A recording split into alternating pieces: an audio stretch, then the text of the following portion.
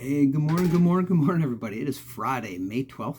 My name is Alan, and I want to welcome you to my Spiritual Growth Through Recovery podcast. The purpose of these videos is to grow my spirituality by following the AA program of recovery, and I do that by trying to be honest, vulnerable, and accountable, which is why I make these videos. I'm no expert in AA or spirituality or recovery, just sharing my experiences. I try to live life on life's terms and do it sober. So the script we follow here is we read the daily reading out of the AA Daily Reflections book.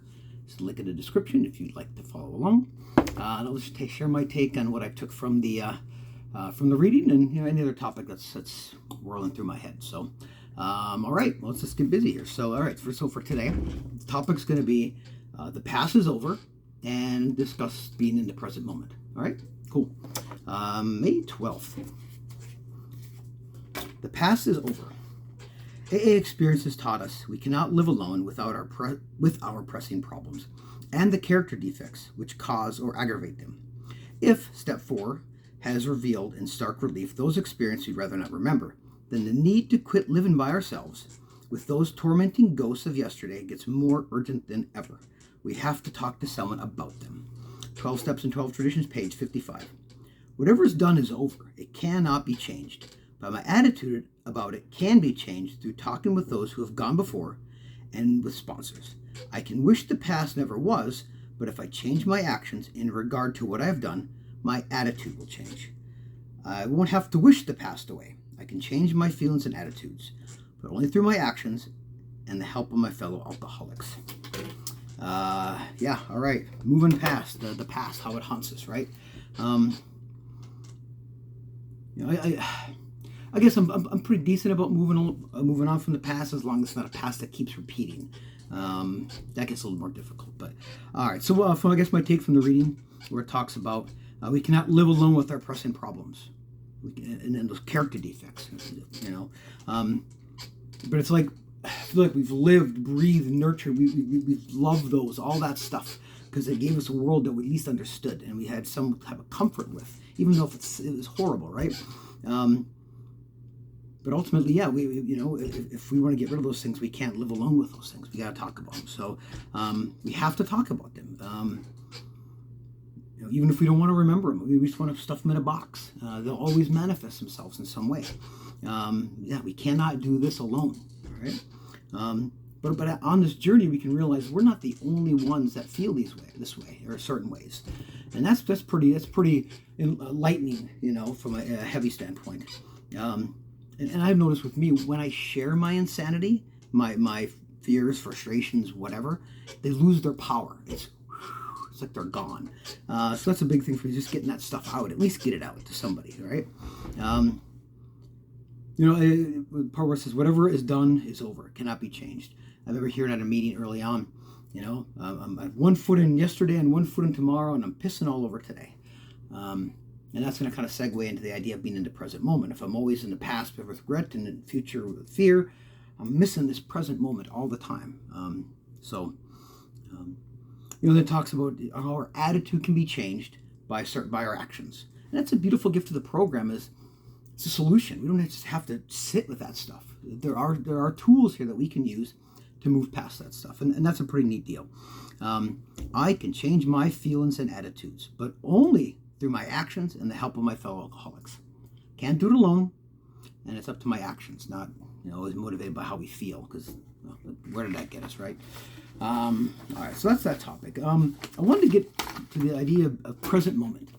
My sponsor, Mel, used to always say, Alan, when was the last time you just beed? Just be in my own skin and just sit in that moment. And I've realized in sobriety how much I hate my headspace.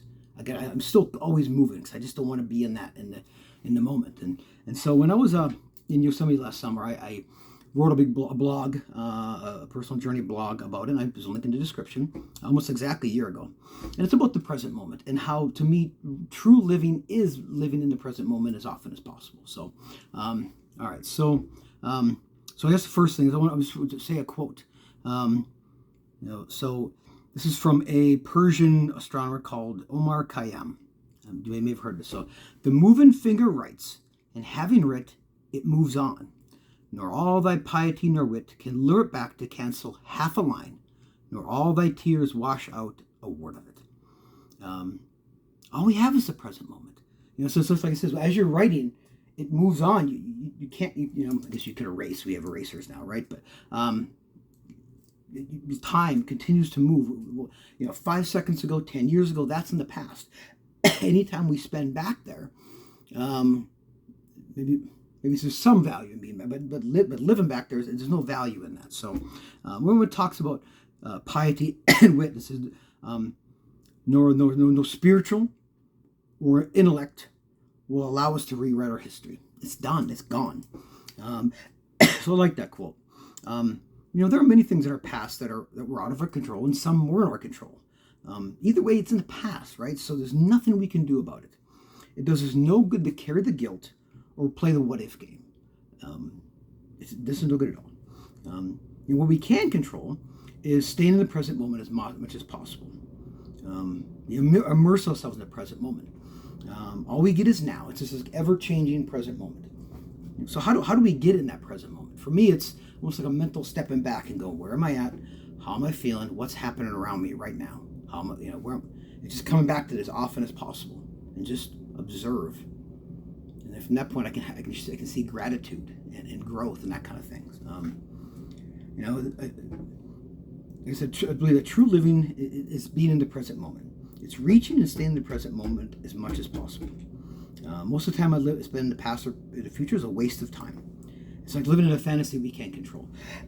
So some things I believe I realized in my past that I can't control anymore, right?